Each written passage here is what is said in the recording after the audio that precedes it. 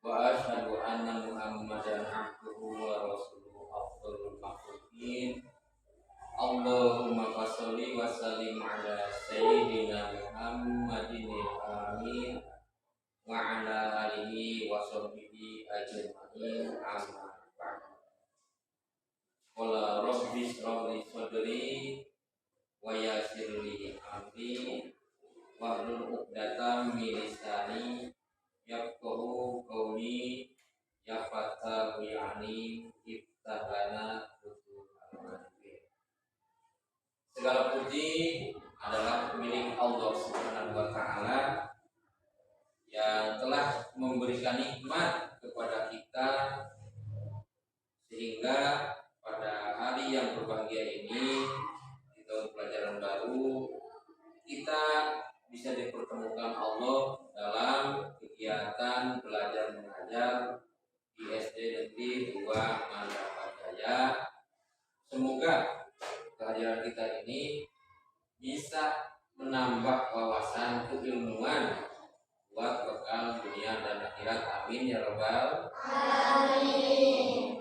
Sholawat serta salam semoga tetap dicurahkan kepada Nabi besar Nabi Muhammad Sallallahu Alaihi Wasallam. Tak lupa kepada keluarganya, kepada para sahabatnya, tabiinnya, dan sampai kepada kita sekalian sebagai umatnya. Semoga bisa mendapatkan syafaatul ummah di hari kiamat kelak. Allahumma amin ya rabbal alamin. Anak-anakku sekalian, seperti biasa pada kesempatan yang berbahagia ini kita dalam kegiatan belajar mengajar semoga diberikan nikmat kesehatan oleh Allah selamanya. Maka kita meneruskan belajar dengan lebih baik lagi, manfaatkan sehatnya ya. Jangan sampai kita itu mengalami sakit ke sekolah, istilahnya ada yang bolos segala macam. Jangankan bolos, sakit juga tidak boleh, biar terus bisa belajar. Baik, hari ini Bapak mau nanya, apa hadir semua? Hadir semua, alhamdulillah. Iya. Bapak isi dulu absen ya. Berarti sekarang hadir semua. Kan oleh Bapak semuanya juga di kelas 5 ini ada 8 orang. Berarti Bapak isi dulu absen. Alhamdulillah, berarti tinggal ditandai saja. Jumlahnya ada 8 orang. Jadi laki-laki ada 6, yang perempuan 2. Ini Bapak hitung betul hadir semua, alhamdulillah. Yang selanjutnya silakan sebelum belajar dipimpin doa dulu ya, biar Allah memberikan keberkahan kepada kita, diberikan kelancaran kemudahan dalam belajar sehingga belajar tidak asal-asalan, nanti pulang mendapat ilmu yang berkah. Silakan dipimpin doa dulu ya.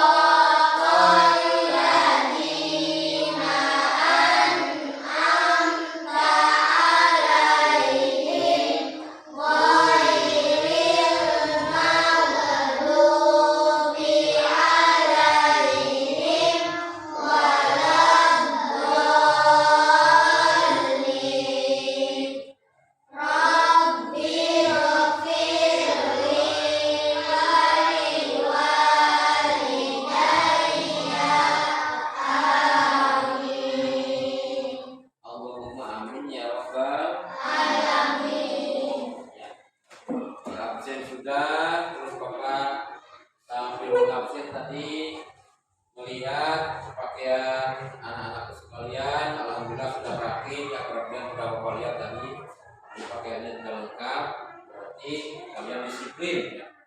Datang di sekolah juga tepat waktu, alhamdulillah. Jadi tandanya Allah itu memberikan hidayah kepada kalian. Dan hidayah itu petunjuk agar kalian itu bisa datang di sekolah tepat waktu. Dan itu pertahankan kegiatan tersebut, dalam sekolah pertahankan, dan kesananya lebih ditingkatkan lagi. Jadi biar tambah semangat. Untuk itu Bapak di sini mengajak kepada kalian untuk tepuk semangat. Ya, tepuk semangatnya gini. Semangat.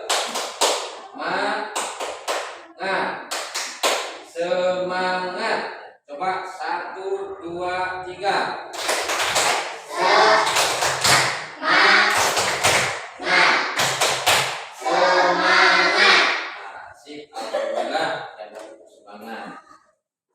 Kemudian sebelum lanjut ke materi, Bapak biasa memberikan motivasi. Nah, motivasi itu sangat penting. Motivasi itu artinya apapun yang termotivasi. Motivasi itu ada yang tahu? Dorongan. Jadi istilah kita itu pendorong semangat, ya, penggugah semangat. Jadi ini biasa suka Bapak sampaikan setiap kali belajar. Di hadapan kalian langsung motivasi. Ini yang pertama, motivasi dari Bapak. Selagi masih muda, manfaatkan waktu dengan sebaik mungkin. Jangan sampai nunggu tua. Ya, manfaatkan waktu mudamu sebelum datang waktu tuamu. Kenapa bisa demikian? Peribahasa mengatakan belajar di waktu muda bagaikan mengukir di atas air. Tapi maaf ya, kembali, belajar di waktu muda bagaikan mengukir di atas batu. Tapi kalau belajar di waktu tua bagai mengukir di atas air. Coba kalian bayangkan, ada air di kolam, terus air di mana lagi? Di sungai, terus apa lagi?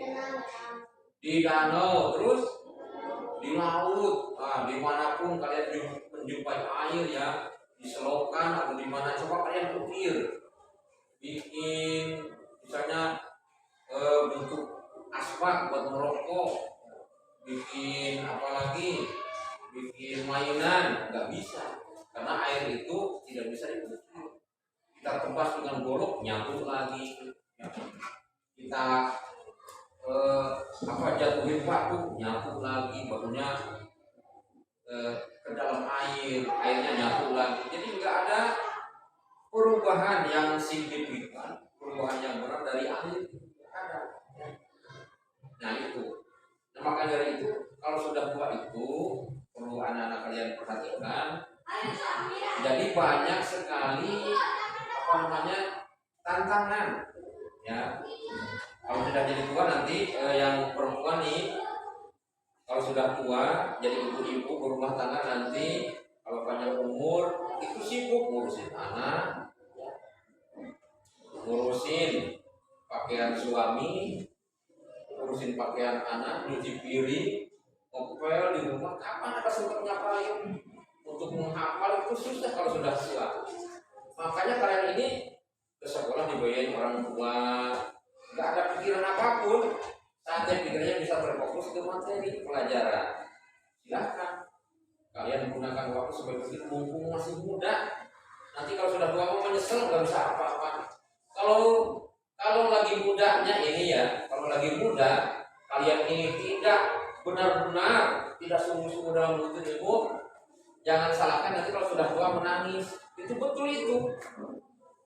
Kalau kamu tertawa di saat tua, sekarang menangis, berjuang keras, belajar dengan baik, ya, harus sukses nih, sistemnya. Jangan sampai tinggal diam di rumah ngomongin HP terus. Nah, itu gangguan untuk mencapai ilmu.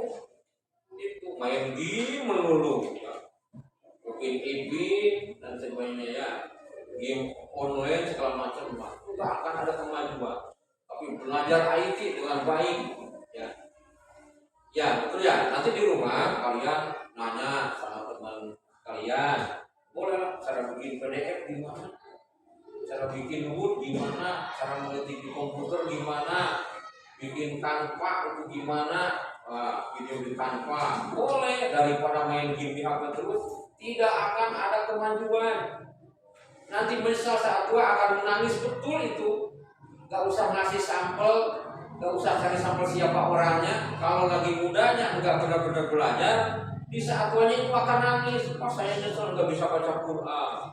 Kalau bisa baca Quran mungkin dia undang sama tetangga suruh ngaji dapat berkah. Gak bisa ngaji juga. Yang bisa ngaji mah, nih, dipanggil jadi ustadz atau jadi kiai disuruh ngaji karena syukuran lahiran anaknya. Pulangnya kan dapat makanan, bisa ngaji, manfaat itu. Tapi kalau nggak bisa ngaji dari sekarang, ngaji nggak bisa, orang lain bawa berkah, makanan dari yang undang pengajian, ini mah nggak punya, makan harus dari rumah, harus cari sendiri. Kalau kita punya ilmu bermanfaat. Ahli IT, ahli komputer, bikin video, ada yang lagi PPG untuk video, di video kan oleh kamu dapat bayaran berapa ratus ribu. Ada yang nikah pakai handycam, ahli main videonya, edit filmnya, dipersembahkan kepada yang punya aja, hasilnya bagus, dibeli jadi uang. Bisa nyanyi bagus, bisa nyanyi juga. Nah, apa bisa nyanyi, asal jangan nyanyi yang maksiat. Di rukun Islam bisa dinyanyiin, bisa. Ya, coba nih nyanyi rukun Islam, lagunya nadanya lagu Balonku Ada 5. Coba biar semangat belajarnya, kita bareng-bareng ya. Itu masuk ke materi nanti. Lagu Balonku Ada 5, lagunya gimana tuh yang hafal? Lagu Balonku Ada 5.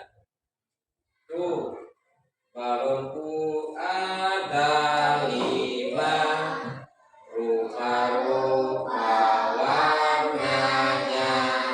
Terus kuning, kelabu, merah muda dan biru, meletus balon hijau dan hatiku sangat kacau.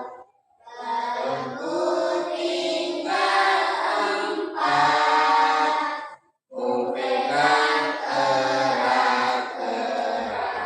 Gak perlu erat-erat, sayang takut meletus lagi. Nah ini bisa dimasukin nadanya itu ke lagu rukun Islam. Coba gini ya.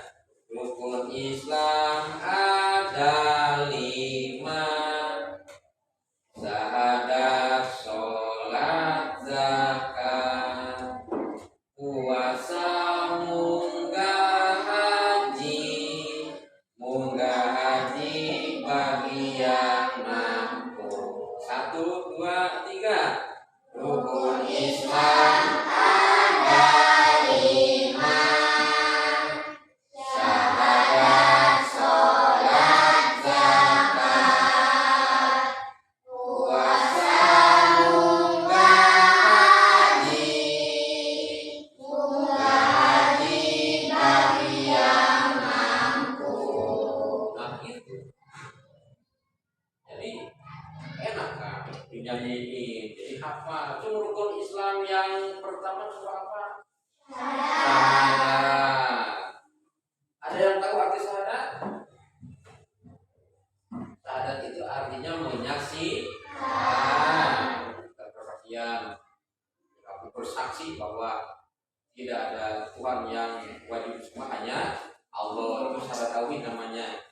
Ada juga syahadat Rasul, itu syahadat tauhid yang tadi. Syahadat itu wa asyhadu anna Muhammadar Rasulullah, artinya dan aku bersaksi sesungguhnya Nabi Muhammad itu adalah utusan Allah. Oh gitu, harus apa? Apa tadi arti syahadat? Bersaksi. Ya. Kemudian rukun Islam yang kedua, sholat. Kalian suka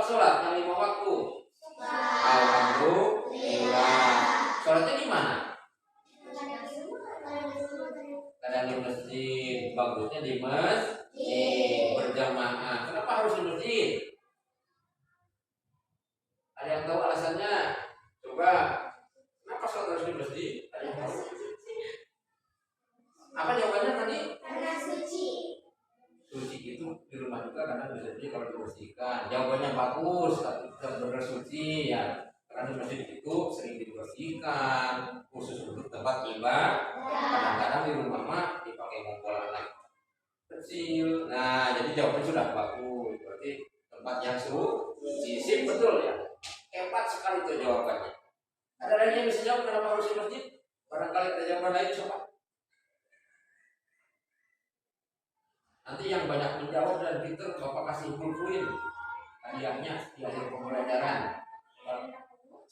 Apa? Rahmat Allah. Tempat Allah berarti Baitullah. Oh, masjid betul di masjid. Nah, ada lagi coba.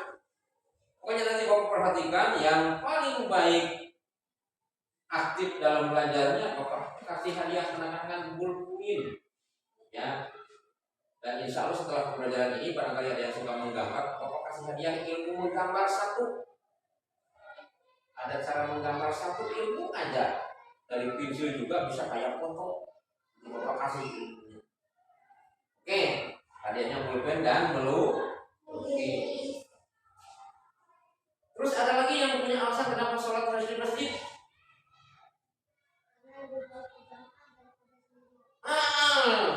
20 derajat. Nah, betul itu. Jadi kalau sholat berjamaah di masjid itu pahalanya 20 derajat dibanding sholat sendiri. Iya, di rumah itu dapat satu pahala pun apabila bacaan Al-Fatihahnya pasti. Coba bacaannya salah berarti nggak dapat pahala di rumah. Jadi mending ikut ke masjid berjamaah ada imamnya. Ya, awas jadi imam sholat harus bagus. Jangan salah imam sholat kayak gini di belakang misalnya nih bagi sholat ya. Ini imam di belakang bertiga, tiba-tiba ada tikus lewat. Ada tikus lewat di depannya lagi berjamaah. Ini imamnya menghadap ke kiblat ke sana kami. Ini yang berjamaah bertiga berjamaah. Kata yang satu orang, ini kan yang makmum di sini ya. Lihat ada tikus lewat. Nah, kan ngomong batal nggak ya? Batal sholatnya nggak pakai ilmu. Kata yang kedua seperti ini, diam kalau lagi sholat jangan ngomong itu batal tahu. Nah, batal juga karena ikut ngomong. Kata yang ini yang ketiga, untung aku udah ikut ngomong sehingga aku nggak batal sholat. Itu kan ngomong juga. Batal. Imamnya nggak mikir, dia ngobrol batal semua nih. Nah, itu kan nggak bener ya, pakai ilmu sholatnya. Nah itu.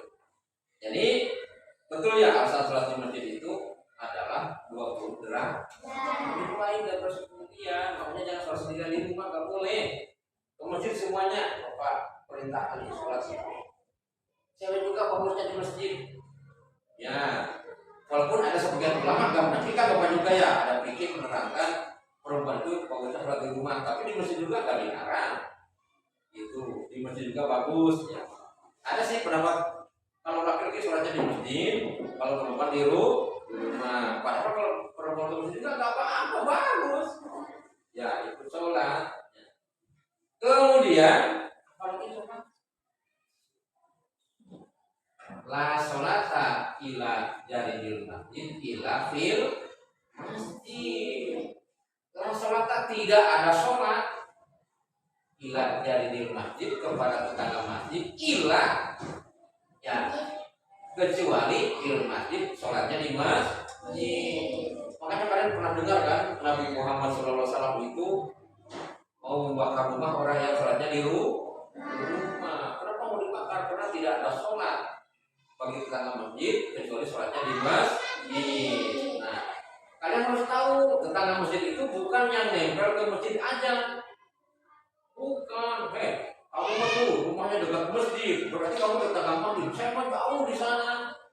Hitungan fikih yang secara hukum Islam yang disebut tetangga masjid itu adalah 60 rumah ke sebelah utara, 60 rumah ke sebelah selatan, 60 rumah ke sebelah barat, 60 rumah ke sebelah timur. Jadi semua tetangga masjid. Itu fikih Islam menerangkan seperti itu. Kemudian Selain itu, tetangga masjid itu dihitung dari suara azan. Kalau kedengar suara azan, walaupun rumahnya jauh sekali, berarti termasuk tetangga masjid. Awas tuh, harus apa? Nggak tahu. Alasan aja saya bukan tetangga masjid, jauh rumahnya dari masjid. Tapi suara azan dari masjid kedengar, berarti termasuk tetangga masjid. Ya, tahu. Nah, gitu. Awas ya. Kedepannya nggak boleh ada alasan saya bukan tetangga masjid karena rumahnya juga jauh dari masjid. Tapi azan dari masjid kedengar ke telinga, berarti tetangga masjid. Nah, yang mulai sekarang mulai sholat di masjid.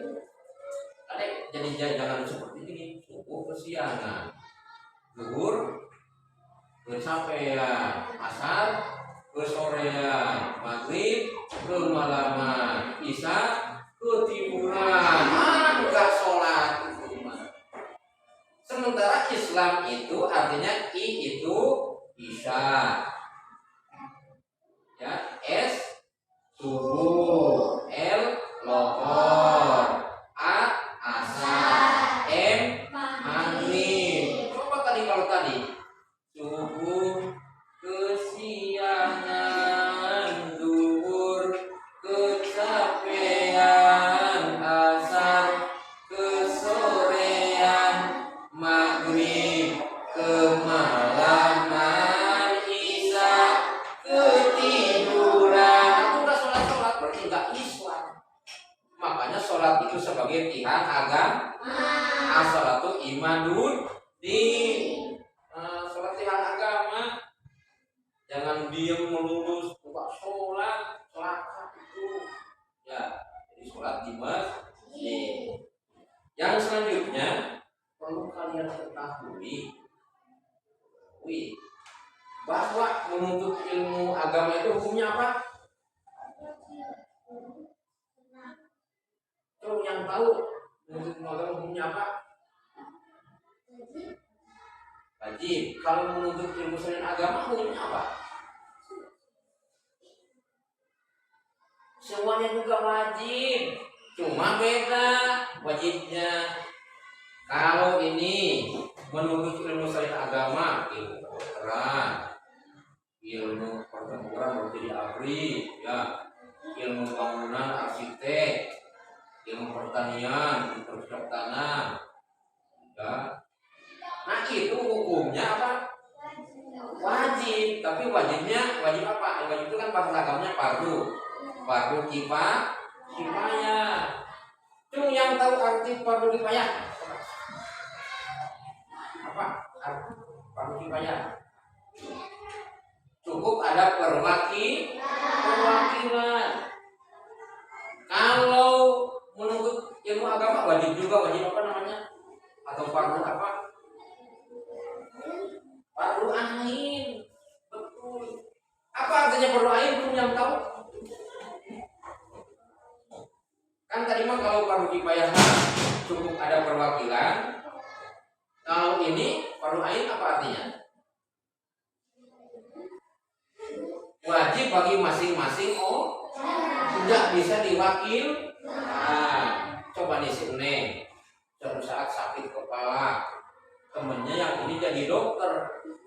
Nah, ini ahli pertanian nih, sekolahnya nanti ahli pertanian, dia pun bercocok tanam jago.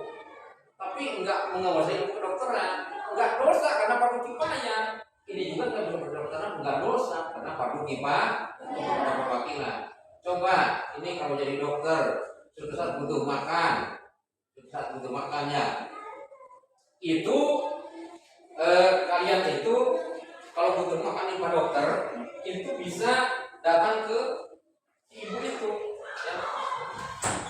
Bisa datang ke ibu ini, Bu beli beras tuh, kan ya bermanfaat.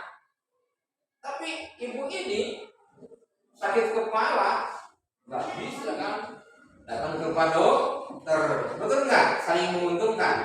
Nah itu betul. Pak Dokternya juga ya nggak bisa bikin rumah. Yang ahli temboknya siapa? Ini ahli bangunan. Nah gitu. Temboknya jago, ya ngaduk semen segala macam juga jago ya. Nah itu kan coba Pak Dokter datang ke sini. Pak, saya mau bikin rumah, lalu semennya nggak bisa, nyampur sama pasirnya nggak bisa. Saya minta tolong dong. Nanti kalau saya bikin rumah datang ke saya, nanti saya bayar. Nah, rezekinya dari membuat bangun. Tukang bangunan yang capek, sakit kepala lagi, ke Pak Dokter lagi disuruh. Itu saling membutuh. Nah, tiba-tiba Pak Dokternya punya mobil, rantainya putus, sama rantai motornya kemana? Nih tukang bengkel. Ahli bengkel motor ini juga. Tenaga keras. Betul. Dia saling bantu. Jangan khawatir, itu ilmu dunia. Makanya fardu kifayah dia saling mewakil. Tapi ilmu agama hukumnya fardu wajib bagi masing-masing orang. Nah, ini motivasi dari Bapak. Awas, tidak sembarang bercerita nih Bapak.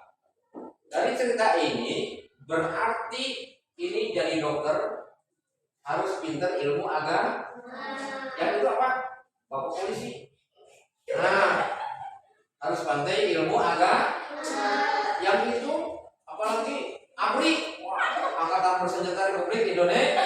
Iya, harus pintar agama. Yang ini ahli pertanian.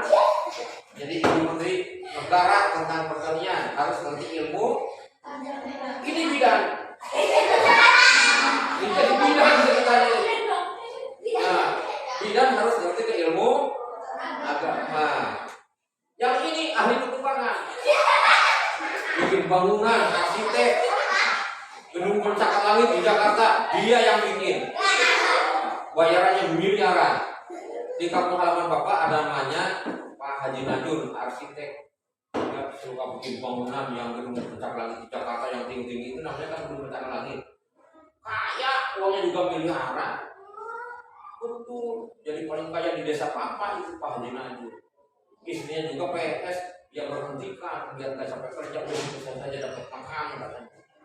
Begitu. Nah selanjutnya Bapak nitip kepada kalian berarti ya yang namanya menutup mengambil hukumnya wajib.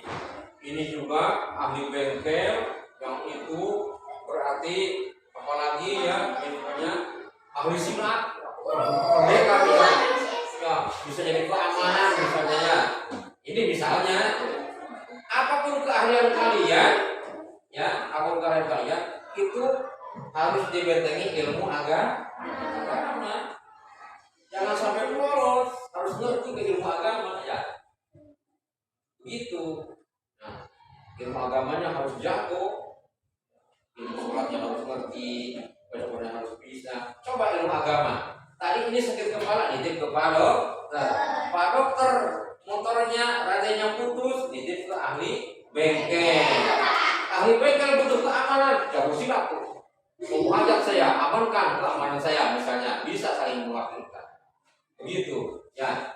Ini pertanian, misalnya ya butuh keamanan, berupa ansip dan lain sebagainya. Mau bikin rumah ke ahli bangunan dan sebagainya. Itu saling menitipkan, intinya begitu ya.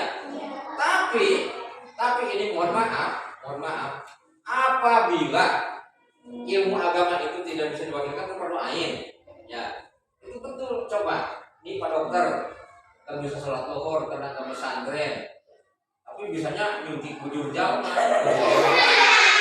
Nah, kayak ibu-ibu pertanian lihat sirah disuntik kejejes karena bujur, nah pantatnya dicor sama suntik.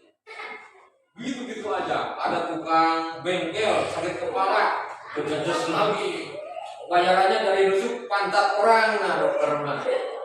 Nah, itu bisa saling mewakilkan. Rantainya putus ke bengkel, tukang bengkel sakit kepala, ke Pak Dokter saling menitipkan karena fardu kifayah. Tapi kalau fardu ain nih awal. Kalau fardu ain, misalnya nih Pak Dokter nggak bisa ngaji, atau ini ahli silat nggak bisa ngaji, bisa nggak ngomong sama Pak Kiai, ngomong gini, Pak Kiai, saya nggak bisa sholat zuhur karena nggak pesantren, beli dong satu sholat zuhur buat saya, bisa nggak? Nggak bisa. Pak Kiai, titip sholat zuhur dong buat saya, bikinin satu, bisa nggak? Nggak bisa, makanya harus bisa masing-masing. Nah, itu motivasi. Bahkan dalam sebuah nazaman, ini ilmu agama ya, ilmu agama. Pernah kalian dengarkan kalimat begini? Wa kuluman bi ghairi ilmi ya'malu amalu mardudatun la tuqbalu. Apa artinya apa? Nah, artinya barang siapa orangnya beribadah tanpa ilmunya, itu amalnya ditolak tak diterima. Tuh, jadi harus pakai ilmu. Sholatnya diilmukan, baca Qurannya pakai ilmu. Ini kalau disuruh baca Al-Quran kayak gini ya, A'udzubillahi minasyaitonirrajim. Bismillahirrahmanirrahim. Alhamdulillahi rabbil alamin. Ar-Rahmanirrahim, dan seterusnya. Ya. Tapi kalau nggak bisa ngaji, baca Al-Fatihah.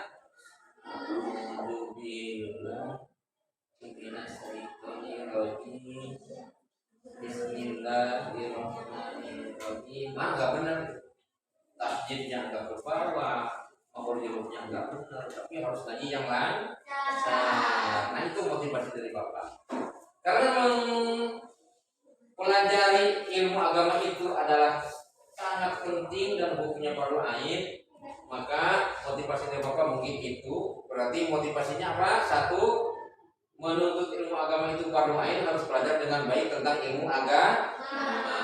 Jadi dokter boleh, tapi harus ngerti ilmu agama. Jadi bidan boleh, tapi harus ngerti ilmu agama. Jadi petukangan boleh, harus ngerti ilmu agama. Jadi tukang bengkel boleh, harus ngerti ilmu agama. Jadi pendekar silat boleh, harus ngerti ilmu agama. Nah, maka dari itu Bapak mau bertanya ini tentang materi yang akan Bapak sampaikan. Materinya tentang ibadah puasa. Tadi di rukun Islam puasa nomor urut berapa? Nomor urut 4. Berarti kalau ditanya rukun Islam yang menunjukkan harus berpuasa adalah rukun Islam nomor 4. Nah, betul sekali. Cuma di puasa ini Bapak mau nanya ya, apa kalian sudah tahu arti puasa? Sudah. Alhamdulillah. Terus syarat wajib dan syarat sah puasa sudah tahu? Sudah tahu. Alhamdulillah. Kemudian yang ketiga, hikmah dari puasa. Nah, kayak bingung tuh, masih bingung. Nah, untuk lebih memperdalam, tadi tanya berarti sudah bisa, alhamdulillah. Ini Bapak kasih buku teks ya. Buku teks. Kalian baca-baca ya. Nanti ada tugas yang harus kalian kerjakan. Ini. Nah, dibagi bukunya. Alhamdulillah ya, bukunya dibagi.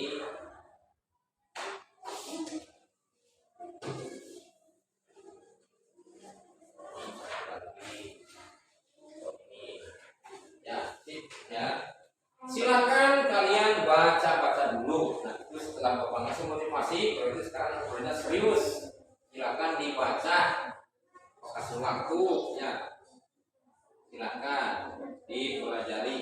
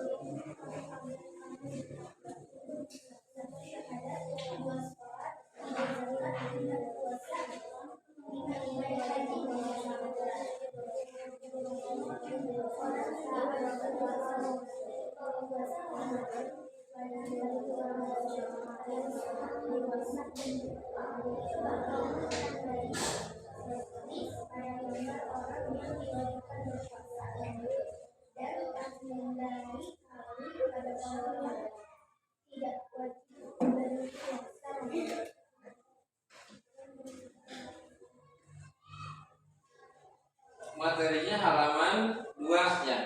Nanti halaman 3 mah buat tugas. Ini yang dibaca halaman 2 dipelajari.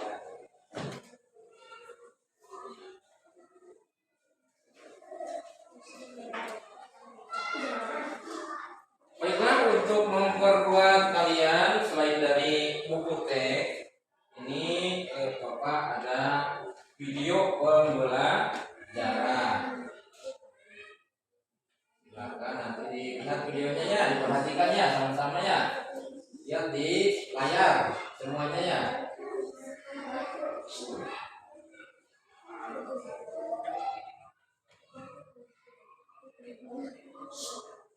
Ya, didengarkan, disimak.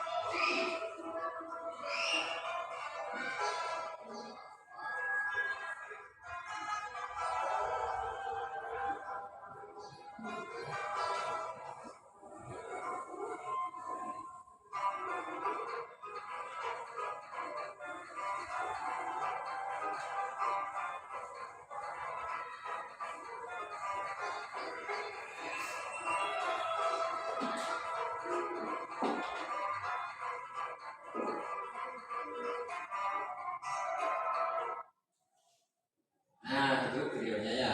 Itu yang pada intinya ini sesuai yang di video itu ada di sini, di sini.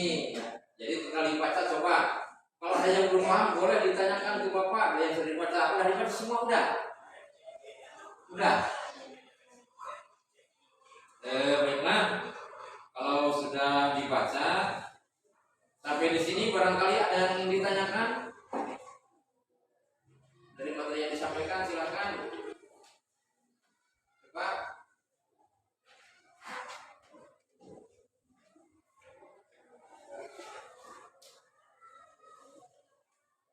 Baik, kalau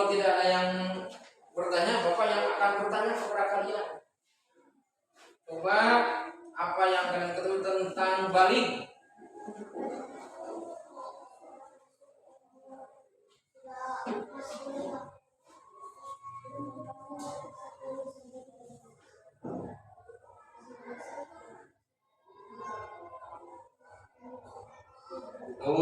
Kan nggak nanya, tahu juga belum. Coba yang sebelah sini, yang tahu balik itu apa?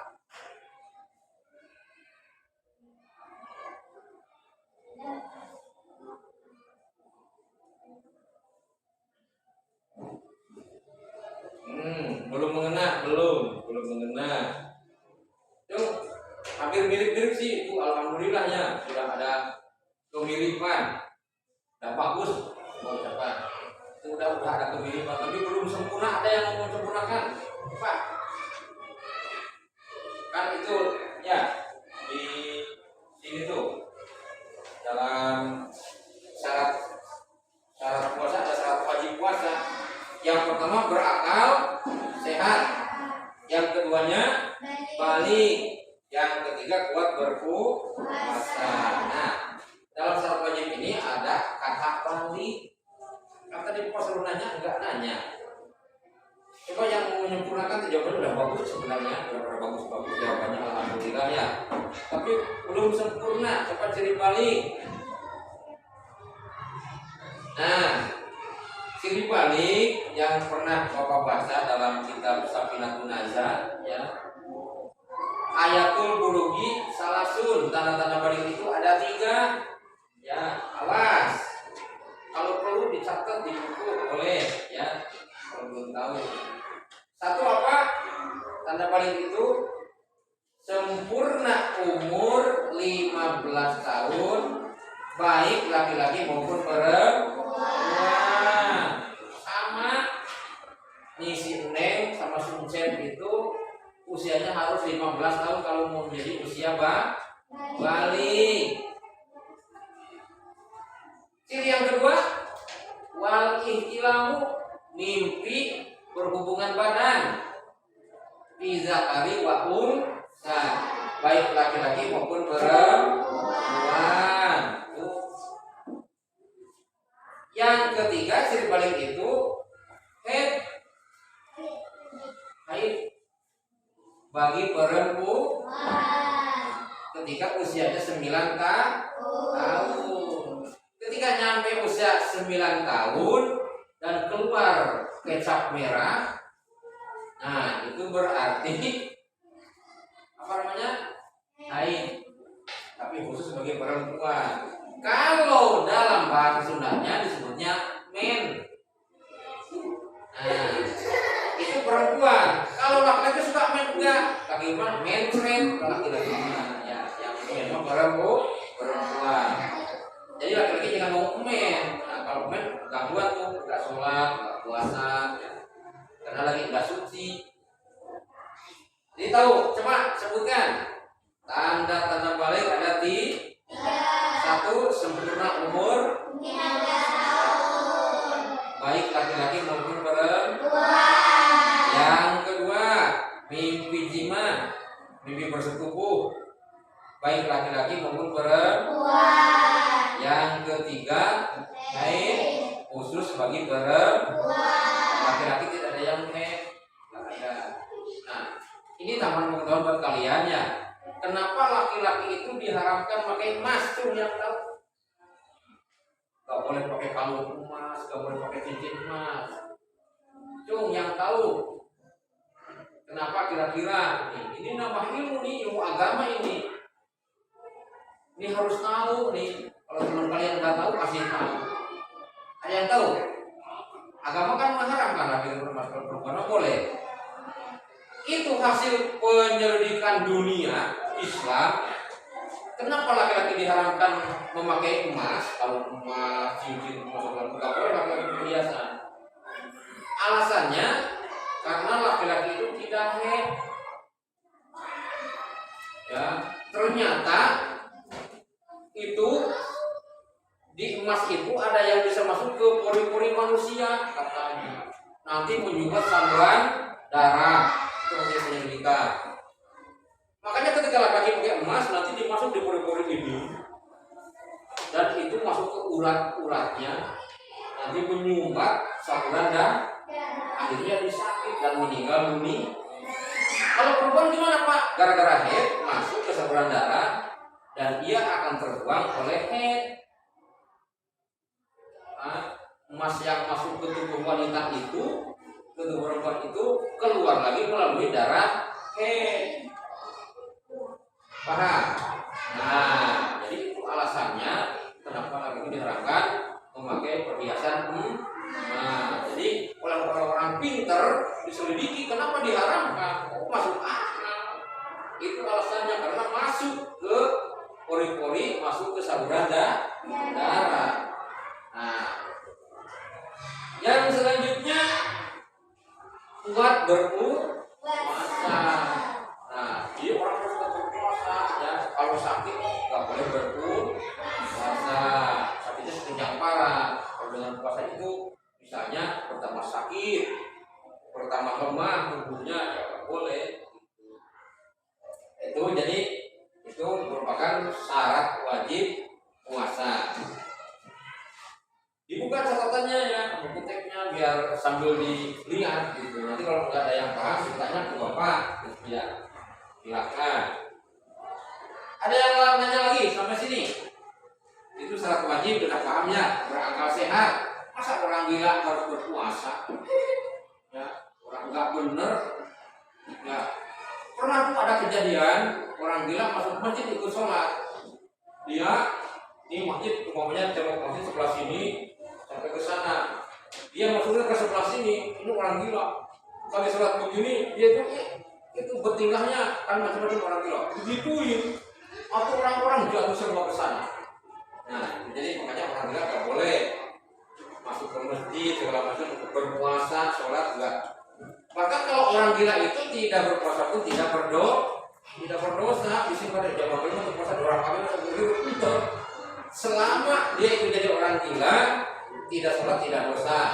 Makanya kalau kalian mau enggak sholat tapi tidak dosa, ya jadi orang gila dulu.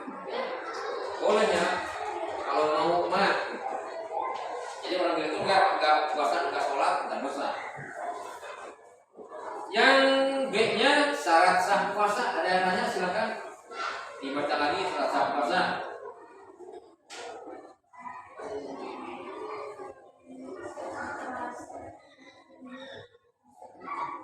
Silakan, kalau ada yang nggak paham boleh ditanyakan lagi.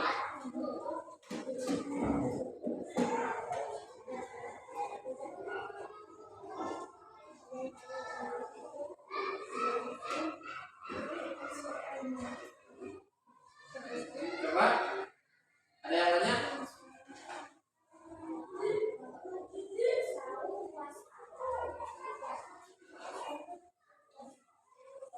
Baik, Bapak mau nanya nih. Kalau nggak ada yang nanya, apa perbedaan haid dan nifas? Coba, kenapa diam melulu sih? Haid dan nifas apa bedanya?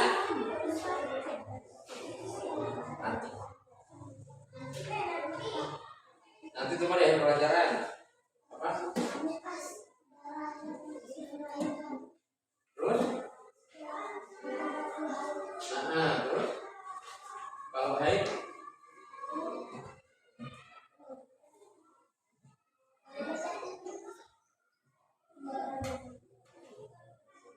Kalau haid? Apa?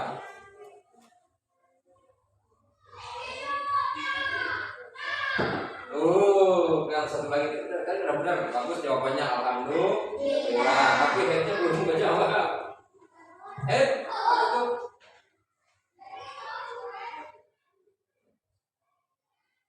Darah kotor yang keluar dari seorang perempuan, keluarnya itu mulai usia 9 tahun. Betul head. Ya, kalau udah 9 tahun keluar darah dari lubang kelamin itu head. Ya. Oke ya. Kita lanjutkan. Terus yang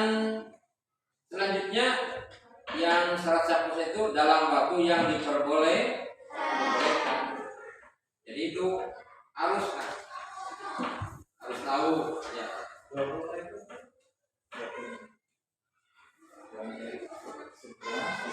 Baiklah, anak-anak sekalian, arti puasa sudah kalian baca. Ya, arti puasa itu adalah menahan diri dari segala sesuatu. Kemudian arti puasa menurut ajaran Islam adalah menahan diri dari segala sesuatu yang membatalkan, mulai dari terbit fajar sampai terbenam matahari, dengan syarat dan niat-niat tertentu. Jadi ada aturannya lah, ada niat dan syarat tertentu. Kemudian syarat sah puasa diantaranya adalah ada syarat wajib, berarti yang pertama berakal sehat, yang kedua balik, yang ketiga berpuasa. Yang kedua syarat sah puasa ada Islam, ya nggak mungkin kan orang Kristen berpuasa, nggak mungkin orang Kristen berpuasa, orang beragama Buddha berpuasa, berarti orang gila berpuasa, nggak ada mungkin. Ini orang Islam yang berakal sehat, bisa membedakan baik dan buruk, berarti tamyiz. Yang keempat suci dari haid dan nifas bagi perempuan. Yang kelima dalam waktu yang diperlukan berpuasa. Hikmah berpuasa takwa, ya. Jadi kalau kita berpuasa akan menjadi orang bertakwa, kemudian diampuni dosa, dilipat gandakan kebaikan. Yang keempat ditingkatkan derajat. Yang kelima bisa merasakan penderitaan orang fakir miskin sehingga mau berbagi makanan kepada mereka. Nah, ini firman Allahnya, kalian bisa dibaca. A'udzubillahi minasyaitonir rajim. Ya ayyuhalladzina amanu kutiba alaikumusiyam kama kutiba 'alal ladzina min qablikum la'allakum tattaqun. Nah, ini orang-orang yang beriman, diwajibkan atas kamu berpuasa sebagaimana telah diwajibkan atas orang-orang sebelum kamu agar kamu bertakwa. Nah, itu. Baiklah, sebelumnya diisi ini lembar kerja peserta didik yang ada gambarnya, ya diisi yang ada gambarnya. Ini kalau kalian menyatakan setuju berarti dicontreng, kalau nggak setuju berarti dikali di dalamnya, ngerti? Nah, tugasnya yang ini aja lah, ya ini dikali misalnya. Kalau setuju berarti contreng, ngerti ya? Ngerti? Ya boleh aja, ini mah waktunya. Kalau udah dikumpulkan ke depan, ya dikumpulkan ke depan. Kalau sudah Bapak periksa, ya. Nah, kalau sudah dikumpulkan satu persatu.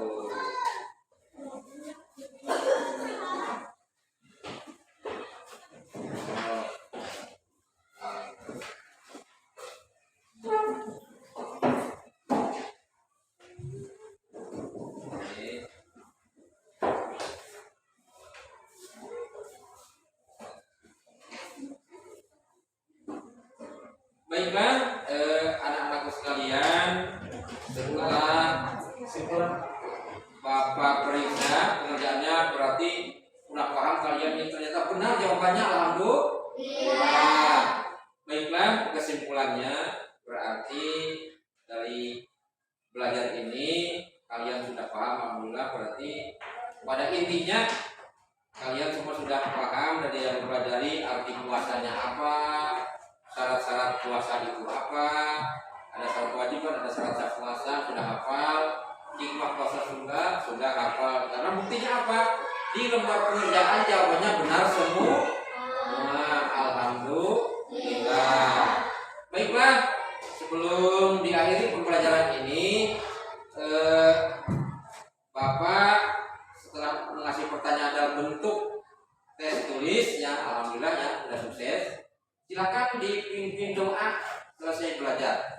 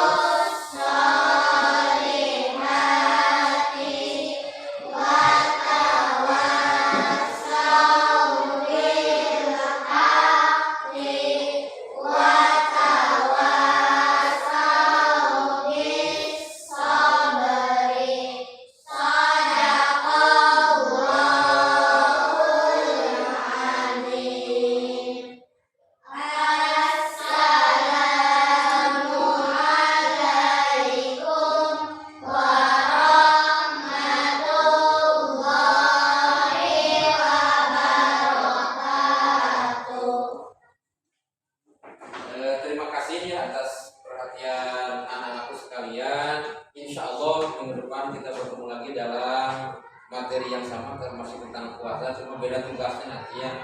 Setelah tadi Bapak di awal pembelajaran menanyakan apa arti puasa, kemudian syarat sah puasa, kemudian hikmah puasa, itu kalian ada yang menjawab, ada yang belum. Tapi setelah belajar, Bapak kasih pertanyaan terakhir melalui tes tulis, alhamdulillah semua bisa menjawab dengan benar. Berarti sudah paham. Berarti insya Allah pembelajaran kali ini kita sukses dalam menuntut ilmu. Mudah-mudahan kedepannya semakin meningkat lagi. Amin ya robbal alamin. Terima kasih atas segala perhatian. Mohon maaf. Diakhiri dengan wassalamualaikum warahmatullahi wabarakatuh. Waalaikumsalam warahmatullahi wabarakatuh.